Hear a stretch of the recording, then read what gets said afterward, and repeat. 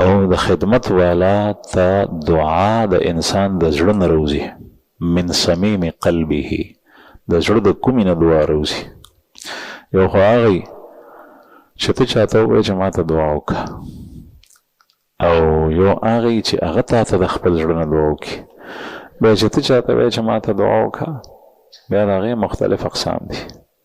ما دا واقع مخکې بیان کړې ده. موږ په حرم شریف کې حج ته تللي وو.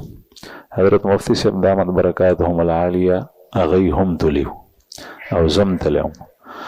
داسې مې ځکه وویل چې هغوی سره زه یو ځای نه وم تللی، هغوی بیل ګروپ کې تللي وو، زه بیل کې خو هلته یو ځای شو. بیا حضرت وفرمایل چې ته موږ سره راځه. ما ورته حضرت زه خو هوټل مې دی، هلته مې ملګري دي، هغوی بیا خفه کېږي، هغوی ته خبرې مبرې کول وي.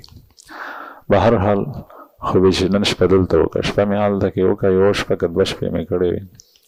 پېشمني چې موږ حرم ته تلو نو حضرت به وختي پاڅېدو، اودس به وکړو، بیا به ورپسې زه پاڅېدم، بیا به ما اودس وکړو.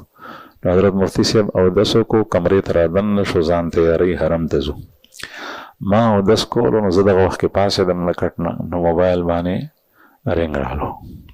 ما اوچت کو، د پاکستان نو چې اوچت مې کو، د دې ځای یو ملګری و، هغه خبرې کولې، سلام کلام وشو. د هغې نه پس بیا ما ته وایي چې ما ته دعا وکړه. ما ورته وایي چې ښه کوم دته. ما ته بیا دویم ټکی دا کوي سپیشل دعا راته وکړه. سپیشل نه، ما خو سپیشل دعا نه پېژنده، ځکه چې دعا او سپیشل دعا کې زه فرق نشم کولی. ما ورته وایي ښه سپیشل دعا به راته وکړه. بیا دریم ټکی دا وکړو، ما ته وایي تهجدو کې راته دعا وکړه. نو ما ورته وایي چې الله توفیق راکړي، یاد مې وي نو انشاءالله تهجدو کې به راته وکړم. بیا په دې صبر نشو، نو ما ته وایي دعا کې راته وژاړه. ما ورته خپل کار کوه، ضرورت بستای، جرم به تا نه شوي، جاړم به ورته. زه زما خپل ګناهونه لږ دي چې زه په هغې وژاړم چې تا ته به بیل جاړم. مې وژاړه ته او دعا به زه وغواړم. نو حضرت لګیا و، ځان ته جرابې مرابې راغېښتې، او زه کمره کې ډډې ته لګیا یم، هغه سره دا خبرې کوم. حضرت مفتي صاحب خاندي. ما ته وایي دا څوک و؟ یو کس یاد کړو، دا فلانکی و. مې نه حضرت فلانکی نو بل څوک و. ما ته وایي دا خو عجیبه سړی و. نو دعا راته وکړه، سپیشل دعا راته وکړه، دعا راته تهجدو کې وکړه، په دعا کې راته وژاړه. داسې قیودات چې ته لګې نو د سړي د زړه نه کله کله ازار روځي. هلکه باران مې پرېږده، زه به هم څه کوم که نه.